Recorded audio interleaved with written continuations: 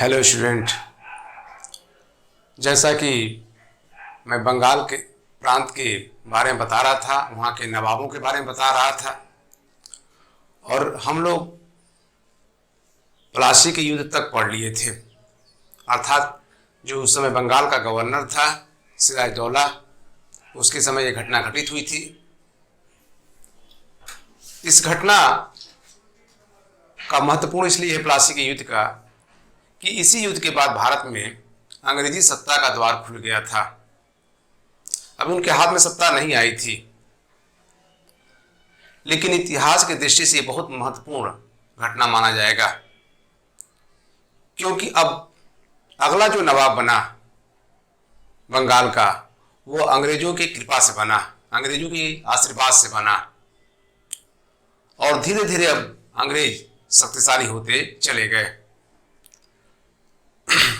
सबसे बड़ी बात ये बता दें आप लोगों को कि इसी युद्ध के बाद मुस्लिम संसार जो सबसे शक्तिशाली था, और अब उसके बाद अगर कोई शक्तिशाली हुआ तो अंग्रेज हो गए। अब एक तरह से उनको स्वामी बना दिया। प्लासी के युद्ध की घटना के बाद के.एम. फर्नीकर ने कहा है, ध्यान रखिएगा, के.एम. फर्नीकर, ये हैं के.एम. फर्नीकर, बड़े इंपॉर्टेंट हैं, ने कहा कि एक सौदा था, प्लासी के एक सौदा था, जिसमें बंगाल के सेठों ने और बंगाल का नवाब जो मिर्जाफर था, वो अपनी नवाबी अंग्रेजों के हाथों में बेच दिया। खैर, अब गद्दी पर बैठा मिर्जाफर की टाइमिंग हम लोग भी बोर्ड पर लिख दिया था, आज भी लिखे। मिर्जाफर की टाइमिंग 1757 से 1760, तो अंग्रेजों की कृपा से बना, और इसने गद्दी पर बैठने के बाद हमने आप लोगों को बताए होंगे कि 2,34,000 पाउंड इसने व्यक्तिगत रूप से भेंट किया, 50 लाख सेना को दिया, और 24 परगना का जो क्षेत्र था जागीरदार के लिए, वह अंग्रेज कंपनी को दे दिया। कहते हैं कि अंग्रेजों को इसने इसके अलावा भी काफी धन दिया। अंग्रेज धन लेते लेते नहीं थके, लेकिन ये धन देते देते थक गया। यहां तक कि महल के सोने चांदी के जो बर्तन थे उसको भी बेचना पड़ा। इतना धन अंग्रेज इससे लेना चाहते थे, क्योंकि वो उन्हीं की कृपा से बना था। इसीलिए मिर्जाफर को रॉबर्ट क्लाइव का गिधड़ भी कहा जाता है। गिधड़ का अर्थ होता है शियार। अब अंग्रेजों के धन मांगने से ये बहुत परेशान हो गया था, तो अंग्रेजों के खिलाफ जो अन्य यूरोपीय शक्तियां थीं, जैसे डच, फ्रांसीसी, उनके साथ ये दोस्ती करने लगा, उनके साथ संबंध बनाने लगा, क्योंकि जरूरी था बनाना। अगर अंग्रेजों से मोर्चा लेना है, लोहा लेना है, तो उनको मिलाने से फायदा है, तो ये जायज था। लेकिन अंग्रेज लगभग हर जगह शक्तिशाली हो गए थे। और आपको बता दें कि 1759 में बेदारा का युद्ध में अंग्रेजों ने डचों को भी पराजित कर दिया। ये बहुत बड़ी उपलब्धि मानी जाएगी अंग्रेजों के लिए। उसके बाद 1760 में बांडीवास के युद्ध में, हमने बोर्ड पर लिख दिया है ताकि आपको दिक्कत ना हो, 1760 में अंग्रेजों ने बांडीवास के युद्ध में फ्रांसीसियों को भी पराजित कर दिया, और उनको भी एक तरह से कह सकते हैं कि बाहर कर दिया।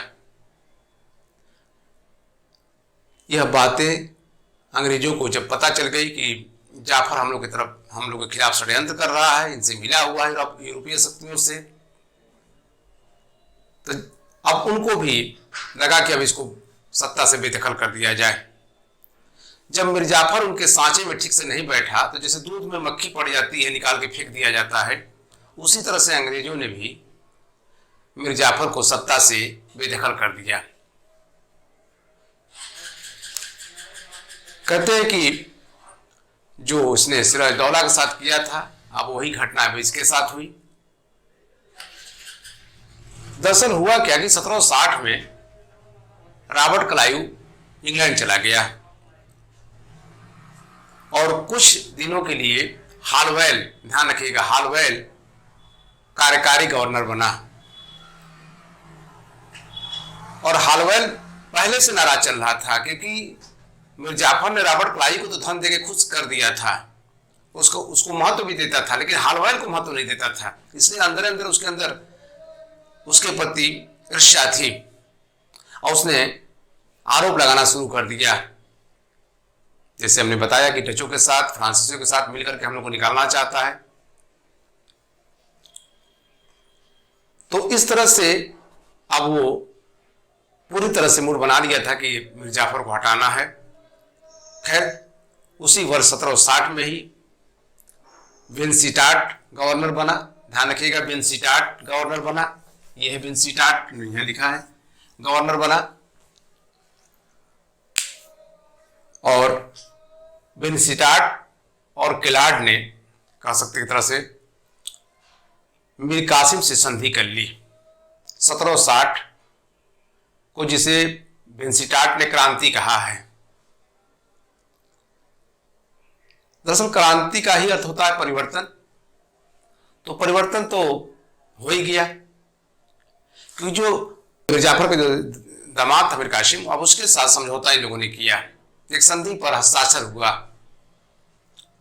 और उस संधि की कई शर्तें थी जिसको मीर कासिम ने मान लिया। वो संधि हुई थी 27/9/1760 को। इस संधि के तहत कासिम ने बर्धमान, मिदनापुर और चटगांव जिले दे दिया। ये 3 जिले थे जो अंग्रेजों को दे दिए, जो बहुत महत्वपूर्ण जिले थे, जिससे अच्छी खासी आय होती थी। लगभग 50 लाख रुपया से आय होती थी वार्षिक, बहुत बड़ी बात है। वही दरअसल जाफर समझ नहीं पाया कि अंग्रेज चाहते क्या हैं। उसके अलावा इसने सिलहट के चूने के व्यापार में कंपनी के आधा भाग दे दिया कि जो व्यापार होगा उसमें कंपनी आधा भाग लेगी। इसके अलावा कासिम कंपनी के दक्षिणी अभियानों के लिए 5 लाख रुपया भी देगा और आसामियों को अपने यहां बसने की अनुमति भी देगा। इसके अलावा कंपनी ने कहा कि हम आपके आंतरिक मामले में कोई हस्तक्षेप नहीं करेंगे और कंपनी ने यह भी कहा कासिम से कि आपके शत्रु मेरे शत्रु, मतलब हम एक लोग दूसरे से मिल करके लड़ेंगे। ये सारे संधि में थी, बातें हुई थी और किससे हुई थी? कासिम से। अब संधि को पूरा करने के लिए लोग पहुंचे मुर्शिदाबाद, जो राजधानी थी। ये घटना है 14/10/1760 को। इसमें विंसीटाट था तथा किलार्ड था, दोनों लोग पहुंचे वहां पर और जाफर के किले को पूरी अंग्रेजी सेना ने घेर लिया। अब जाफर की मजबूरी थी कि मीर कासिम के लिए अपना पद छोड़े। चूंकि यह घटना अगस्त में हुई थी, इसलिए अगस्त क्रांति के नाम से भी इसको जाना जाता है, ध्यान में रखिएगा। 1760 की घटना को विंसीटाट ने कहा क्रांति, और अगस्त में चूंकि अब सत्ता पर कोई और बैठ गया, इसलिए अगस्त क्रांति के नाम से जाना जाता है। अब कासिम गद्दी पर बैठा, मीर कासिम। अभी हमने कहा कि मीर कासिम ने संधि कर लिया था। मीर कासिम बंगाल के नवाबों में, विशेषकर अलीवर्दी खां के बाद सबसे योग्य था। ये जरूर है कि प्रारंभ में उसने अंग्रेजों से एक समझौते के तहत गद्दी प्राप्त किया था, लेकिन अंग्रेजों की बढ़ती शक्ति को ये भांप लिया था और वो नहीं चाहता था कि मैं उनका कठपुतली बना रहा हूं। और उनके मामले में भी बहुत ज्यादा हस्तक्षेप करने की जरूरत नहीं थी। बस ये चाहता था कि उनकी ताकत बढ़ने ना पाए और मेरी ताकत कम ना होने पाए, बस यही चाहता था और कोई ऐसी बात नहीं थी। दूसरा था दस्तक का दुरुपयोग, हमने कहा था दस्तक एक परमिट था जिसे निःशुल्क व्यापार किया जाता था, जो पीछे के बंगाल के में अंग्रेजों को मिला हुआ था, उसको भी लेकर के झंझट थी। अच्छा, ये जो होते थे कंपनी के लोग अपना परमिट बेच भी देते थे, तो उससे बहुत उसका दुरुपयोग होता था, काफी क्षति होती थी राजस्व की। यही नहीं बल्कि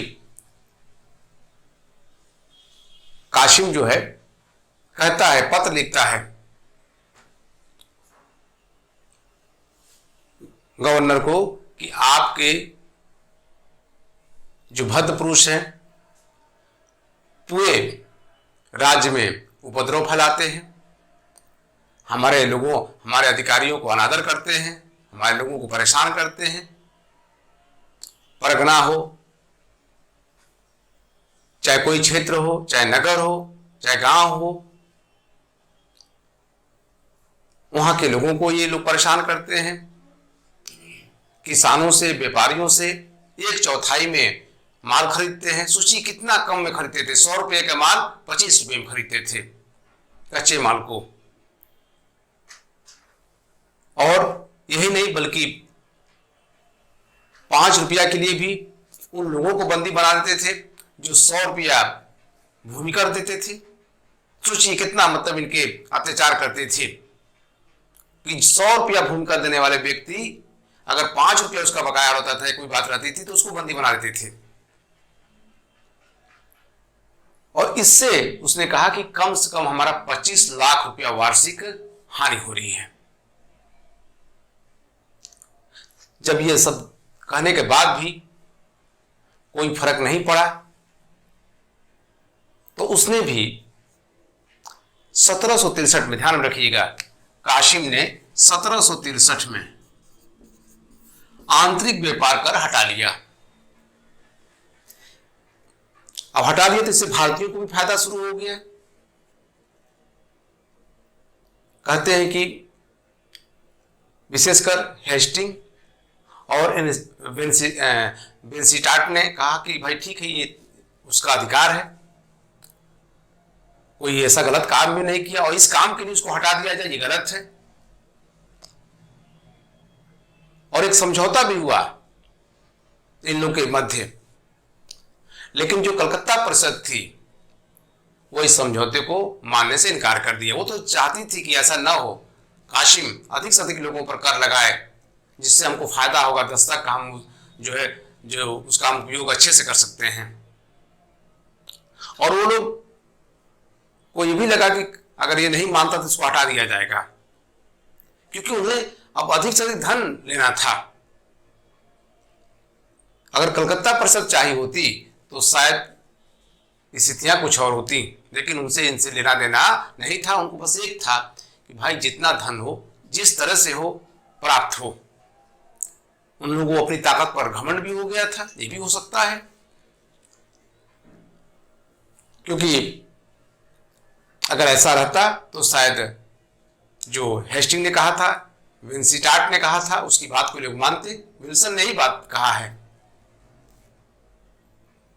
तो वास्तविक और तत्कालिक कारण का मतलब यही था कि अब युद्ध होना लगता है कि अब संभव था, क्योंकि छोटी छोटी झड़पें होने लगी और उस झड़पों में काशिम लगातार पराजित होने लगा।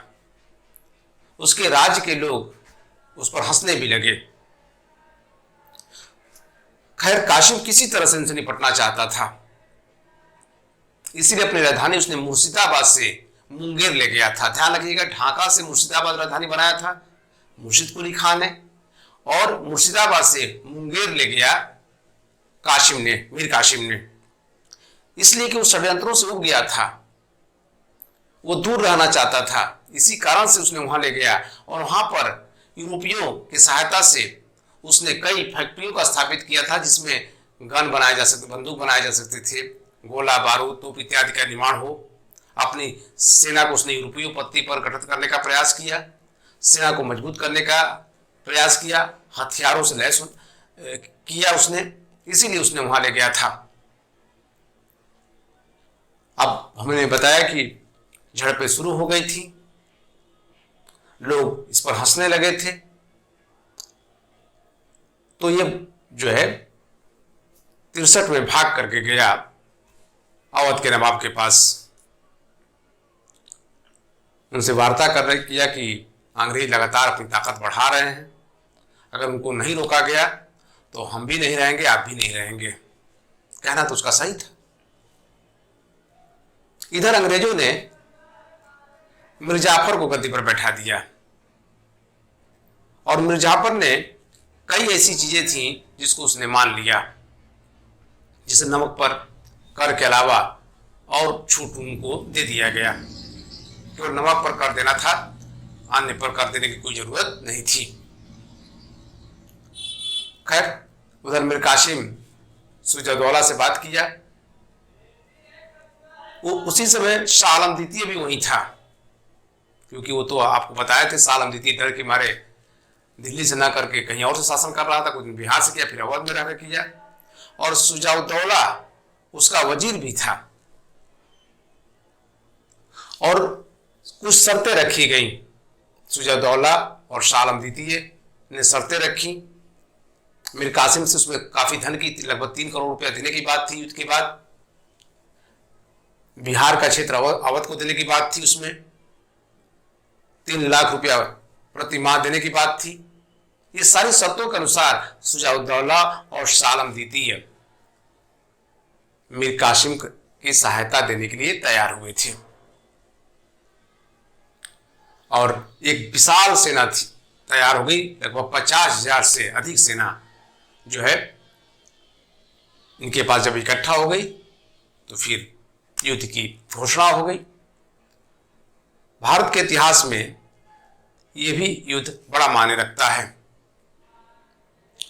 अब यह युद्ध जो है लड़ा गया 23 अक्टूबर 1764 बक्सर के युद्ध के नाम से जाना जाता है। बक्सर का युद्ध बड़ा इंपॉर्टेंट युद्ध है, हम इसको बता रहे हैं आप लोगों को। 23, ध्यान रखिएगा, 23 अक्टूबर 1764 बक्सर।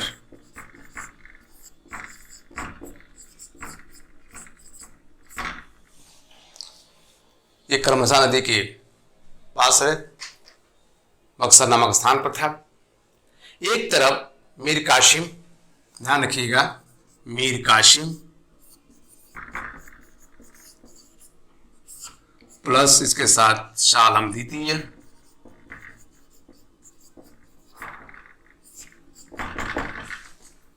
तथा शाह आलम द्वितीय प्लस सुजाउद्दौला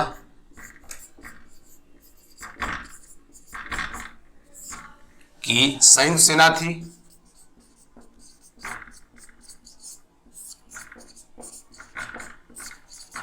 संयुक्त सेना थी। तो दूसरी तरफ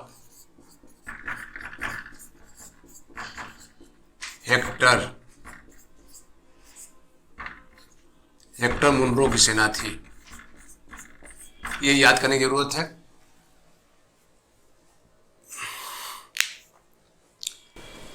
कहते हैं कि उसके 50,000 सेना के अपेक्षा हेक्टर मुनरो की सेना काफी कम थी।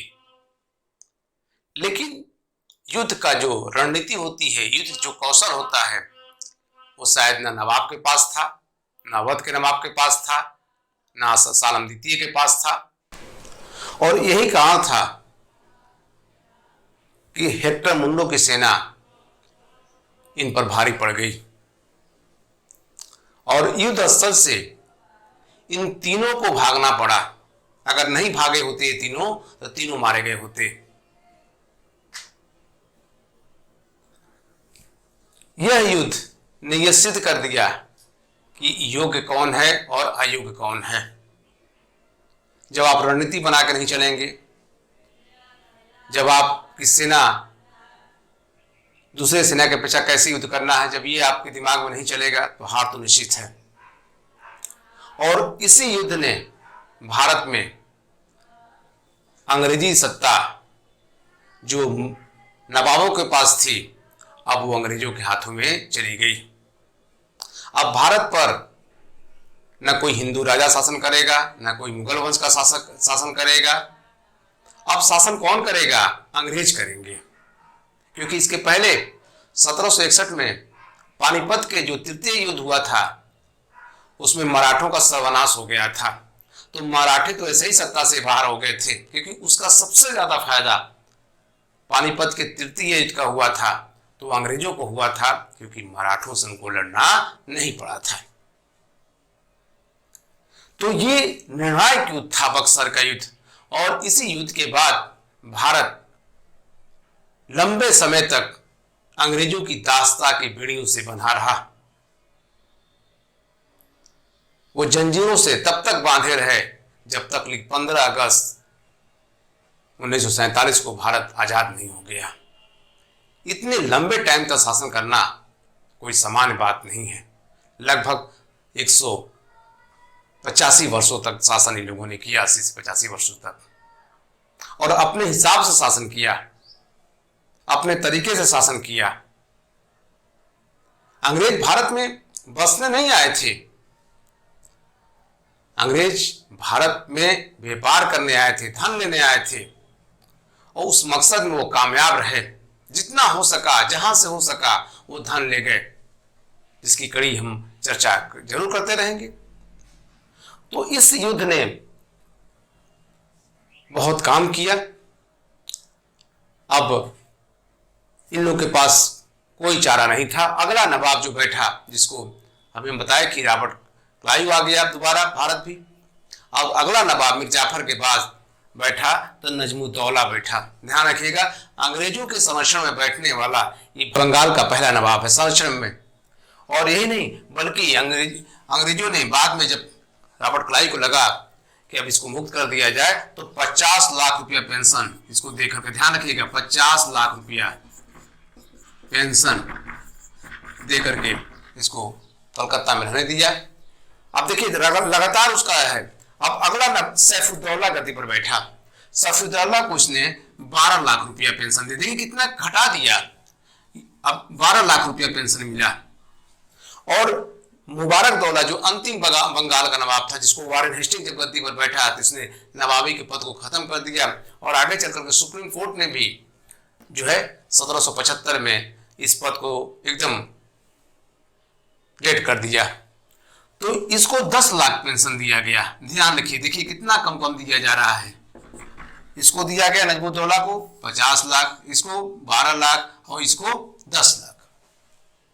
मतलब नाम मात्र का था, पूरी शक्ति अब अंग्रेजों के हाथों में चली गई। और इसके बाद से यहीं से 1772 से आप जानते हैं वारेन हेस्टिंग भारत का गवर्नर जनरल बन के आया, और उसी समय रेगुलेटिंग एक्ट पारित हुआ।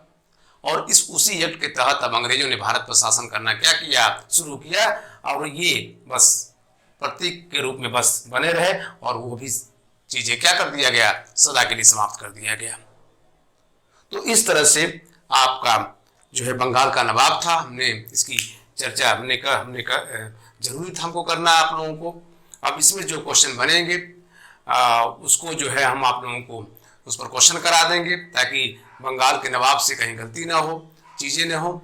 उसके बाद से अब अगले हम कड़ी में हम आप लोगों को संविधान का भी एक पार्ट बताएंगे, क्योंकि अब हमारा जहाँ तक कारवां चला था उसको भी शुरू करेंगे, क्योंकि कई लड़के कह रहे थे कि सर संविधान का भी एक पार्ट शुरू करिए, तो उसमें भी हम जल्दी शुरू करने वाले हैं अगले लेक्चर में हम। और इसके बाद हम इस पर क्वेश्चन बैंक बनाएंगे।